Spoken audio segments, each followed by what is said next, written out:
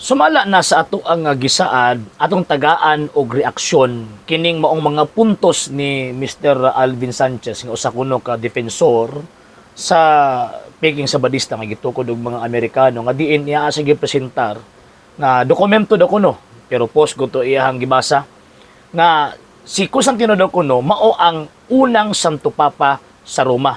So atong tan-aw ni ang iyang story kay di mo to makonsider ni nga history sa hinungdan nga ang iyang gikot dili man legit and at the same time dili pud siya gitawag og verified. Pero para matagaan to sa kada ibitang hustisya kung baga para fair play ang laban ato ang i-play pagkahuman ato ang ihatag ang sakto nga kasaysayan sumala sa mga nasulat sa gitawag og mga libro. Kinsa ang unang papa? Si Constantine nahimong emperador sa Roma human sa gubat sa Milvian Bridge 312 AD. Sa wala pa ang gubat, si Constantine nakakita og pananawon sa usa ka cross og gisultihan niini nga timaan nga modaog. Sa timaan nga siya milakaw og midaog sa iyang mga kaaway. Wala madugay, gipirmahan ni Constantine ang mando sa Milan nga naghatag og pagkamatugtanon og proteksyon sa mga Kristiyano 313 AD. Dakong sayop ka na nga naman tungod kay si Emperor Constantino nahimo ng emperador before pa 312. So kanang pagsulti ninyo nga si Constantino nahimong emperador 312 after the Battle of Milvian Bridge, bot-bot na, bakak na. Nga naman tungod kay nahimong emperador si Emperor Constantine after namatay ang iyang papa ni adtong July 25, 306 AD. So kana palpak na, binot-bot na, naipanultihon sa reglamento or maxim sa gitawag og balaod nga falsus in unus, falsus in omnibus. So diri pa lang daan, entrada pa lang daan, mali ka na. Number 2, sa pagpirma ni Emperor Constantine after the Battle of Milvian Bridge, kay nahuman ang Battle of Milvian Bridge ni adtong 312, October 29, 312. Pagkahuman, gipirmahan ang Edict of Milan ni adtong 313. Abi ninyo unsa nakabutang sa Edict of Milan? Toleration, protection sa gitawag og mga Kristiyano. Dili tawag ining persecution against the Christians. Unlike sa gipresent aning ato ang higala nga gipersecute daw kuno ang mga Kristiyano at the time. No sir, no ma'am. Mauna ang edict or legal nga lakang ni Constantino nga ang mga Kristiyano nga kaniadto before niya gilutos or persecuted pero pag abot niya gihimo niyang free. Libre na silang mo practice, mo exercise, mo padayag or mo profess sa ilang pagtuo publicly nga dili sila lutuson sa gobyerno. O kanang Christian church nga iyang reputation at that time nga existido na before pa sa nahimong emperador, mauna ang simbahang Katoliko, ang Santa Iglesia Katolika Apostolika Romana. Unya giumol ni Constantine ang Roma aron mahimong usa ka relihiyon sa estado. Laing mali gihapon. Nasumala pa din ni Constantine formed Rome to be a state religion. Mali! Nga naman ang Rome nasod man na, dili man na religion. At the same time, before Constantine naanay official religion of Rome, kanang gitawag og paganism. O sa tanawa ragon ng mga gisundan niya mga emperors, di ba? Nagpasimba nga sila ang Diyos. Tungod kay naana sila official religion nga mao ng paganismo. Diya pa lang gan, another sipiat na po. Ikaduha na ha? Sa imong gipresent, ikaduha na ng gitawag og sipiat. 331 AD, naghimo si Constantine og bag-ong mando aron laglagon ang tanan nga mga tao nga wala mudawat o wala mo pasakop sa pagmando sa Roma. Idakop sila, ilutos ang mga simbahan o gisunog ang mga dokumento. Wala may gihimong edict si Emperor Constantino sa 331 AD para pag-persecute sa gitawag og mga Kristiyano or si bisan kinsa nga dili mudawat at the time sa iyahang pagpangulo. Iyang pamation or iyahang tawag ining i-persecute. Wala oy. Siguro basig inyo hang gikuan katong 331 kung wala ko masayop kanang sa gitawag og Edict of Laodicea. Pero dili man na mao ang gisulti sa 331. Kanang 331 gimanduan niya si Eusebius of Nicomedia nga mag-provide og kadtong mga writings, mga apostolic writings ana nga panahon dili aron paghatag og persecution or paghimo og edict or balaod aron i-persecute ang mga Kristiyano og sa bisan kinsa nga di mo tuon niya. Gitawag og kining lutoson, mali, diha bilang daan sipiat na eh. At the same time, after the Edict of Milan hangtod sa 331 AD, daghang mga balaod si Constantino nga gipagawas. Na pag-abolish sa gitawag og idol worship. pagkahuman kining pag-restrict sa tawag ining paganistic religion sa iyang panahon og ang mga templo sa mga pagano kaniadto iyang giputlan og tawag ining suporta. Pero wala niya totally gi-abolish yun. Iyang giputlan og suporta. Nga naman kay para ang tao di na mo sunod nila kay convinced na si Constantino at that time sa pagtuong gitawag og Kristiyano. Diya pa lang daan another sipyat na pud eh. Dili na history na na. Nagtukod si Constantine og mga simbahan sa Kristiyano apan nagpadayon usab sa paganong pagsimba o pagtukod og mga templo sa pagano. Kana nga claim sayop na pod gihapon. Nganuman kay sa 331 walay mando si Constantino nga i-persecute ang tawag ini mga Kristiyano o naghimo siyang general persecution. Wala.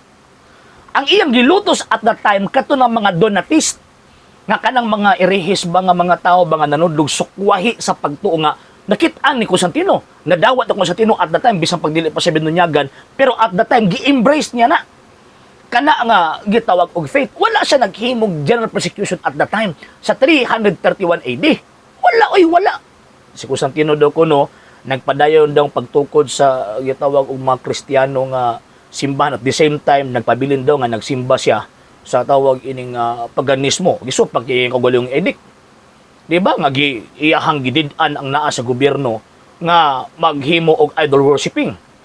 Gidid-an niya ang naa sa gobyerno nga tawag ini mga divinations or kining paghimo or pagsunod sa pagan na gitawag og religion.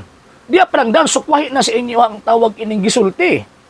Sukwahi na. Ang history mismo nagsulti nga at that time after the Battle of Milvian Bridge naanay conviction si Constantine concerning sa gitawag og Christian faith kay before pa the Battle of Milvian Bridge naana sa influence daan sa mga Kristiyano tungod sa influence sa iyang mama. So palpak ning ato ang tawag ini nga amigo. palpak. Si Constantine ang hataas nga pari sa paganong pagkapari. Siya ang Pontifex Maximus o nanginahanglan og susamang titulo isip pangulo sa simbahan sa Kristiyano. Gipasidunggan siya sa mga Katolikong Kristiyano isip obispo sa mga obispo. Samtang si Constantine nagtawag sa ihang kaugalingon nga Vicarius Christi. Nagpaila si Constantino nga Pontifex Maximus. Actually sa pagan religion, kutob si bisan kinsa nga mahimong emperador ilho na sa mga pagano nga Pontifex Maximus ang pinakataas nga pari nila. So tanang gitawag og mga paring pagano muluhod na sa tawag ining emperador. Pero sa panahon ni Constantino, why teaching ang Catholic Church at that time nga i-honor siya as Pontifex Maximus or Pangulong Pari sa gitawag og tibuok imperyo at the same time sa Christian religion? No sir, no ma'am. Walay, sa kuan pa ba, himo mo gina siya istorya ba nga, dili mao ang gisulti, sa gitawag og kasaysayan, never nag-declare si Constantino nga ang iyang pagka-Pontifex Maximus iyang ipahaom dito sa gitawag og Christian religion. Wala. At the same time, wa po nagpatawag or wa po gitawag o nagtuo ang Iglesia Katolika Apostolika Romana nga si Constantino, obispo sa mga obispo. Unya ni gamit og title nga Vicarius Christi, wala na. Nga naman, kay wa sa una-una na Constantino ng Vicarius Christi. Ang naa sa una-una na Constantino, katong Vicarius Filidae, nagihatag niya nga title kang Pope Saint Sylvester, pero wa dawata. So diha pa lang daan si, muna kong giingon ba nga, may naging mga fallacious in unos, fallacious in omnibus, kaya di lang kiusa ang mali, daghan kayong tawag ining mali. Vicar ni Cristo. Siya ang nagbugna sa universal nga kalihukan sa pagtuo ug ang tinuod nga mga anak sa Dios. Nakakita sa apostasya ug misalikway niini. Pamutbot na po ni. Sa panahon ng Constantino, walay gihimo or decree si Constantino nga gitawag og maghimo og general persecutions against the Christians. Gani, ang iya pa yung advisor, si Eusebius of Nicomedia, nga mo ay nagbunyag niya at tawagan lang his deathbed rather. Ang nagbunyag niya, Kristiyanong Katoliko to, pero Ariano lang. At the same time, kana nga panahon ang controversy at the time. Naa sila gitawag Arian controversy og na bahiran si Constantino, ana. So, diha pa lang daan sipiat na eh. Dako na ning sipiat ang, kung sa kuan pa ba, di na gid unta dapat tuuhan, pero ato ang ipang-ribat, kaya para ipakita nato kung unsang tinuod. Daghang mga Kristiyano ang gilutos human sa iyang pagkakabig kaysa wala pa kini. Ang papasiya walay lain kundili ang pagpadayon sa namatay nga imperyo sa Roma. Kini ang sinugdanan sa mga panahon sa kangitngit. Another thing, kung pa niya, the papacy is nothing more than the tawag in continuation of the deceased Roman Empire. Actually, in terms of education, in terms of tawag ining civilization, nga mahimong civilized ang gitawag og mga tao at that time. Na-adapt yun na. Even mga Katoliko, yung educations, na-adapt na sa Roman Empire.